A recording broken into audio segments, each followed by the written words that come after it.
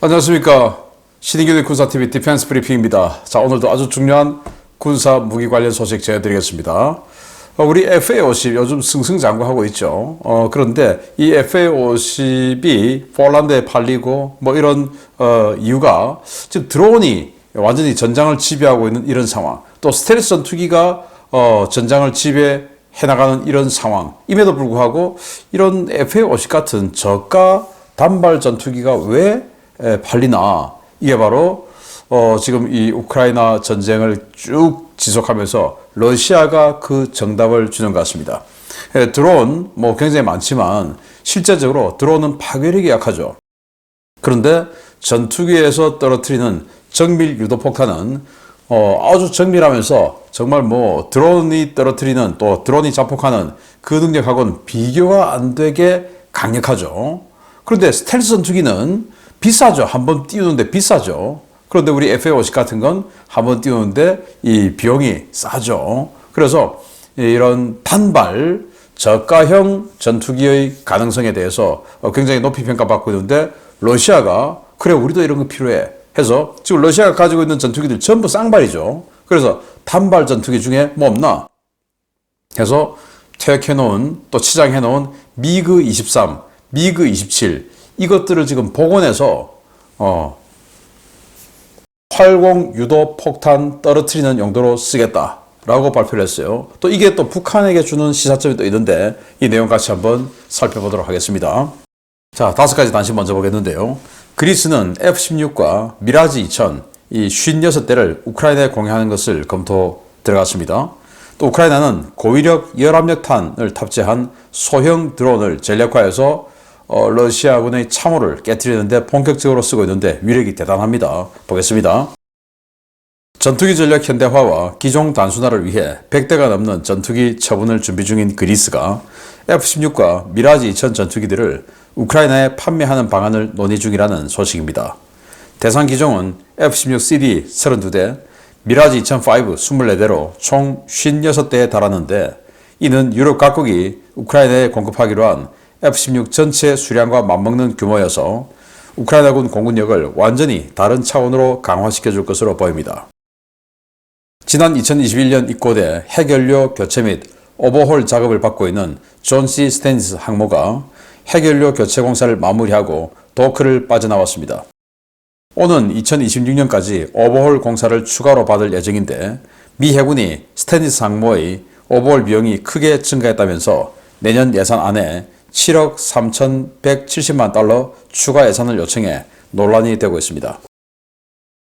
이란이 이스라엘의 공습에 대비해 수도 테헤란 인근에 자체 개발한 이란판 아이언돔 일명 주빈 시스템을 배치하고 있다는 소식입니다. 아이언돔과 마찬가지로 로켓과 순항미사일, 드론 등의 공격을 방어하는 데 특화된 이 시스템은 100개의 표적을 동시에 탐지하고 8개의 표적을 동시에 공격할 수 있다고 선전되고 있는데요. 과연 이란판 아이언돔이 오리지널 아이언돔과 유사한 성능을 낼 수 있을지 지켜봐야겠습니다. 크림반도 서부 해안에서 세바스토폴로 접근하는 우크라이나군 자폭 수상 드론 대응 초계 작전을 수행하던 러시아 항공우주군 밀-35 공격 헬기가 해안에 배치된 러시아군 판치르 야전 방공 시스템에 의해 격추됐다는 소식입니다.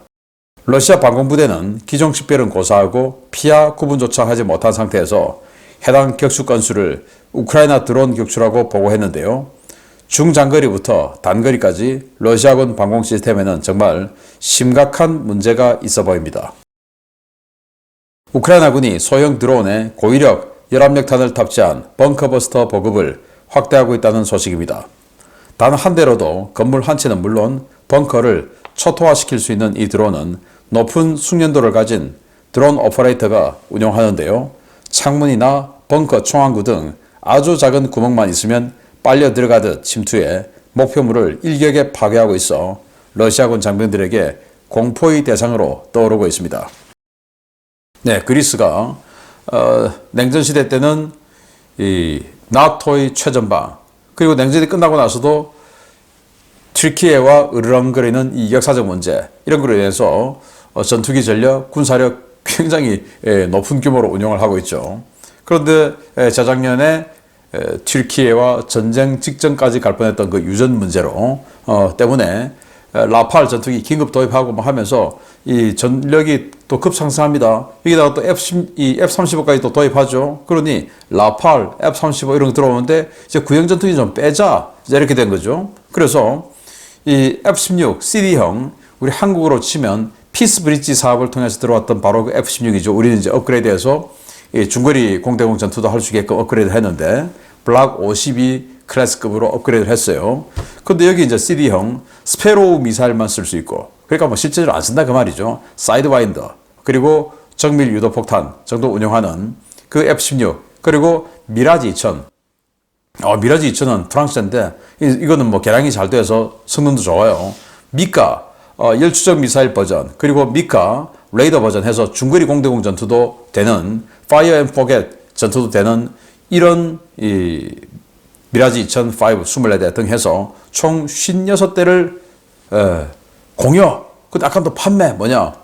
이 유럽에 나토에 판매를 하고 EU가 이제 지금 장애들 그 기금이 있지 않습니까? 그걸 EU가 이걸 사서 그리고 우크라이나에게 준다라는 건데 지금 브레이킹 디펜스의 보도에 따르면 F-16은 확정. 그런데 미라지 2000은 지금 좀 협상 중이다. 바로 그 UAE하고 협상을 한다고 하는데 UAE에 미라지 2000이 있습니다. 그래서 UAE가 자신들의 스페어 파츠 부품으로 여유 부품으로 쓰기 위해서 이거 좀 살려고 했는데 그걸 그리스가 지금 유럽에 EU에 팔고 EU가 이제 주려고 하니까 UAE에게 좀 미안하다. 이런 게 좀 익스큐즈가 필요한 거죠. 이제 이런 과정이 있다라는 건데, 자 기존에 지금 뭐 덴마크, 벨기에, 네덜란드 이런 나라들이 주는 F-16 전투기 다 합해서 45대인데 그보다 더 많은 전투기를 지금 주게 될 것 같다라는 건데, 문제는 시기죠. 언제 들어갈 거냐 이건데 빨리 들어가서 우크라이나 공군의 능력을 빨리 올려주기를 기대합니다. 자, 존 C. 스테인스 상무 지금 사진이에요. 핵연료 교체는 이제 마쳤습니다. 그리고는 이제 오버홀 작업해서 F-35 운용할 수 있게끔 이제 완전히 또 새 항모로 만들죠. 그 사업을 해야 되는데 그 비용이 갑자기 7억 3천만 달러 늘었다. 그래서 내년도 예산에 더 주세요 라고 하는데 이 정도면 1조 원 아닙니까? 1조 원 더 늘었다. 원래 이게 2021년 5월에 이제 핵연료 교체하기 위해서 입고를 했고, 그리고 오버홀까지 다 마치는데 2025년 8월, 내년 8월에 전부 다 마치기로 했는데, 야, 이거 뭐 좀 늘어났다, 기간이 늘어나서 안 되겠다 해서 26년 하반기 1년 늘어난 거죠. 그래서 1년 늘어났으니까 또 여러 가지 비용 상승했겠죠. 그게 1조 원이다. 1조 원 더 내놔. 자, 이러는데, 뭐 돈이야 뭐 천조국이니까 어떻게 맞춘다고 치고, 그러나 이렇게 자꾸 항모들의 스케줄이 공백이 뒤로 밀리고 하면 미 항모가 계속 정말 빠듯하게 또 부족하게 운영할 수밖에 없는 이런 상황이 된다라는 말씀을 드릴 수밖에 없네요. 자, 생긴 거 그럴싸하게 생겼습니다.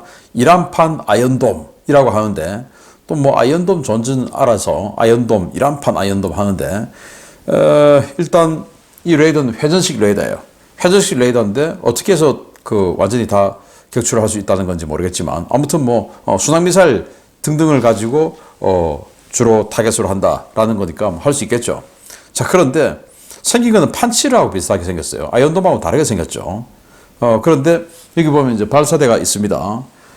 사연장이에요. 미사일 4발 들어간다 그 말이죠. 그런데 이 이란이 하는 말이 100개의 표적을 동시에 탐지하고 그 중에서 8개의 표적과 동시 교전, 동시 공격한다.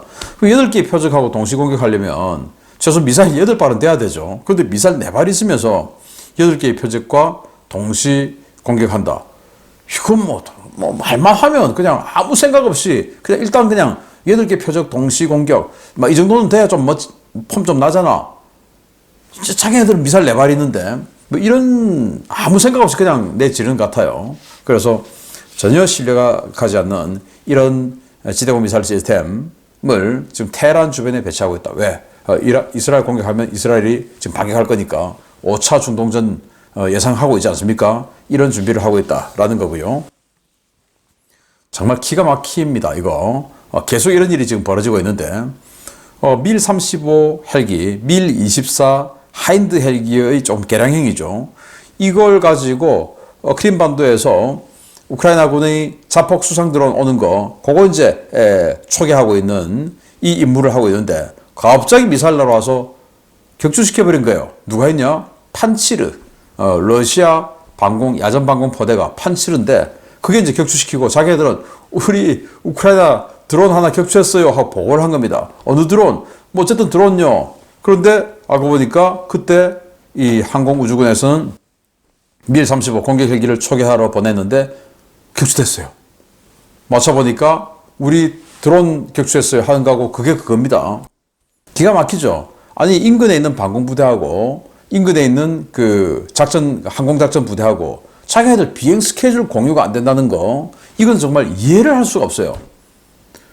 어떻게 이렇게 전쟁을 하면서 이 바로 아래에 있는, 바로 인접해 있는 지대공 미사일 부대하고 이 항공기 부대가 우리는 오늘 비행 스케줄 이렇게 돼요 하고 알려주는, 이게 도대체 안 돼 있다는 게 정말 기가 막힌데, 그리고 또 무기체계끼리도 피하 식별 장치가 다 있죠. 질문하면 답하고 가는 피하 식별 장치 다 있는데 이것도 없고, 그리고 판치르가 이 밀 35 헬기의 속도, 그리고 이 우크라이나 드론의 속도, 이런 것도 분해 못하나요?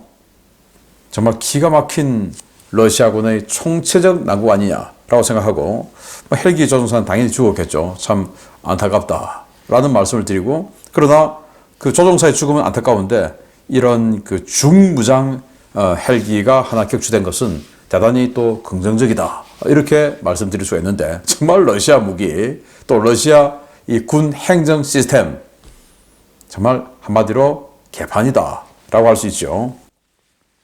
자, 여기 파란색 하나 보입니다. 파란색. 이게 바로 드론입니다. FPV 드론이죠. 여기 총항구 같은 거죠. 요 속으로 쏙 들어갑니다. 동영상 한번 또 보시면서요. 네. 저기로 쏙 들어갑니다. 그런데 폭발이 어마어마하죠. 이게 뭐냐? 열압력탄을 넣은 거예요. 열압력탄. 완전히 그냥 딱 터지면 이 진공 상태로 만들어서 그냥 열을 확 땡겼다가 확 뿜어버리는 강력한 그런 폭발력이죠. 그 열압력탄으로 3호 전체를 그냥 초토화시켜버리는 이런 걸 하는데, 여기다가 쏙 이렇게 비행으로 집어넣으려면 얼마나 잘해야 되겠습니까? 그래서 우리 한국에도 보면 드론 학교에 뭐 이렇게 해서 이렇게 뭐 조그만 구멍을 통과시키고 뭐 이제 이런 거 하는데, 그걸 지금 실전에서 이렇게 해서 3호까지, 건물까지 이제는 이 조그만 드론으로 격파를 하고 있다고 하는데, 자, 북한도 반드시 할 겁니다. 우리 드론 제모 정말 소대별로 드론 제모 가지고 있어야 되는 시기가 왔다라는 생각을 하는데, 최근에 뭐 각 군에서 긴급 소요 제기해서 여러 가지 무기체계 또 구매하고 하던데, 여기 드론 제모 없어요.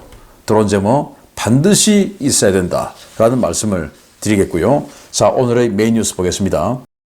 우크라이나 전쟁 발발 이후 초음속 비행 성능과 낮은 유지비를 가진 근접 항공 지원용 전술 항공기가 재평가를 받고 있는 가운데, 러시아가 폴란드의 FA-50 도입에 자극받아 단발 엔진 근접 항공 지원기를 준비하고 있다는 소식입니다. 최저 비용으로 최대 효율을 뽑아내기 위해 퇴역한 미그 23과 미그 27이 복원 대상으로 지정되었습니다. 최근 우크라이나 전장에서 활공 유도 폭탄을 운용하는 전폭기가 우크라이나군 방어선을 파괴하는데 맹활약하고 있으며, 러시아가 이러한 전과를 교훈삼아 퇴역 전투기에 정밀 유도 무기를 통합하는 방안을 추진 중이라고 신크렘린 언론인 헤르손 뉴스가 보도했습니다. 미국 아미 리코그니션과 폴란드 디펜스 24가 인용 보도한 이 전투기 개발 사업은 러시아 항공우주군이 빠른 시일 내로 대량 배치가 가능하면서 유도폭탄 투발 플랫폼으로 사용할 수 있는 항공기를 요구하면서 시작되었습니다. 러시아는 이미 퇴역한 미그 23과 미그 27을 기반으로 새로운 전투기를 확보하려 하고 있는데요. 전국 각지의 공군기지와 과거 미그 전투기 생산 시설에 쌓여있는 기체와 잉여 부품을 복원해 여기에 정밀 유도 무기를 통합하는 작업이 준비되고 있는 것으로 전해졌습니다. 러시아는 이 미그 23과 미그 27 복원 작업의 목적이 순전히 비용과 빠른 전력화에 있다고 강조하고 있는데요. 헤르손 뉴스 측은 해당 기체들의 일부 개량이 가해지기는 하겠지만 어디까지나 소모성 자산으로 운용될 것이라고 전하고 있습니다. 1960년대부터 배치된 가베닉 전투기인 미그 23은 최대 이륙 중량 18톤이 채 되지 않는 단발 엔진 전투기로 결과적으로 실패작으로 평가받고 있는 기종인데요. 지상 공격형인 미그 27의 경우 레이저 유도 폭탄을 운용할 수 있습니다.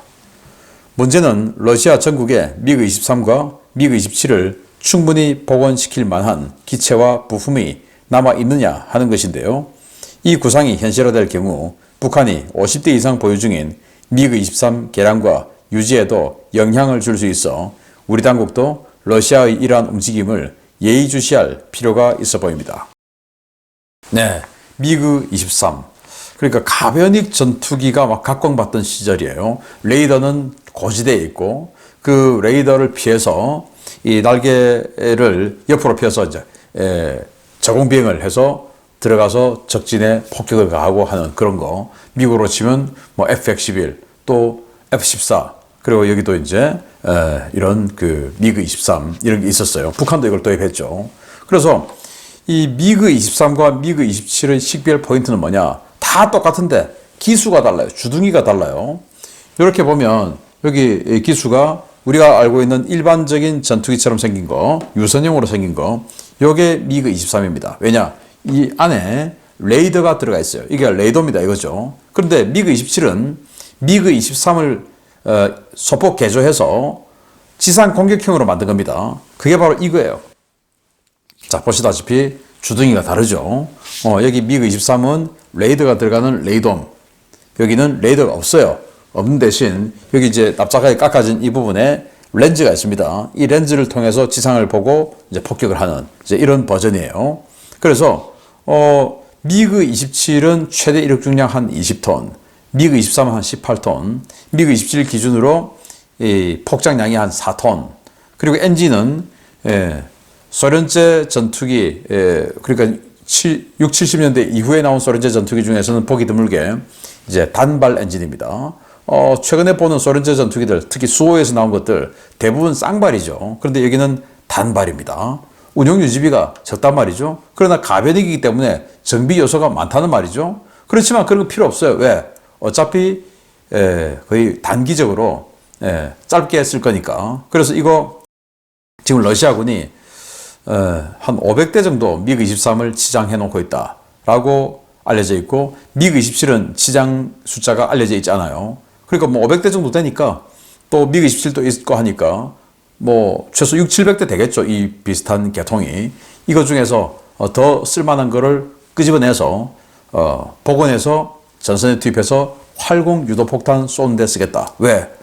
우크라이나하고 참호 공격하는데 해보니까 이 포격으로 그냥 때려 부수고 하는데 포격이 뭐 참호선 안에 들어갑니까 어디? 그런데 이 정밀 활공 유도 폭탄, GPS, 글로나스 이런 유도를 봐서 딱 들어가니까 이건 뭐 너무나 정밀하게 타격하고 한 번 맞으면 그냥 막 끝나버리죠. 세니까.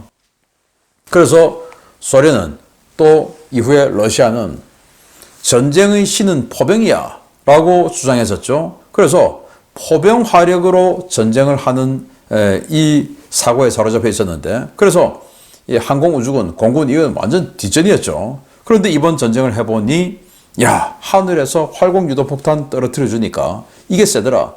포병의 이 전쟁의 신인 포병보다 이게 사실은 더 세네. 해서 이제 활공유도폭탄을 떨어뜨려 줄 수 있는 이런 플랫폼이 더 필요해. 그런데 급하게 새로 개발할 수는 없고 뭐야? 자 이거 엔진 하나니까 이거 운영하기 좋잖아. 해서 다시 복원한다라는 건데 이러면 뭔가 시장이 또 형성되고 부품이 좀 돌아가겠죠. 그렇게 되면 제가 이제 우려스러운 게 북한이 가지고 있는 한 50대 정도의 미그 23이 가지고 있는데 옆에 또 AN2기도 보이네요. 이게 북한제입니다. 여기에 가동률이 지금 최악으로 떨어져 있을 텐데 여기에도 이제 부품이 공급되는 이런 상황이 발생하겠다. 그래서 북한의 뭐 지금 최신형 미그 29를 들여온다. 뭐 미그 35를 들여온다. 또는 뭐 수호이 30을 들여온다. 뭐 이런 여러 가지 설이 있는데 여기에 대해서 미그 23의 가동률도 올라간다. 야, 그리고 미그29 지금 북한이 가지고 있는 그것들도 이제 가동률 올린다, 개량한다, 뭐 이런 거 아니겠습니까? 조금 걱정스러운 나비 효과가 북한에게 미쳐서 우리에게 온다라는 것까지 말씀을 드렸습니다. 마치겠습니다. 감사합니다.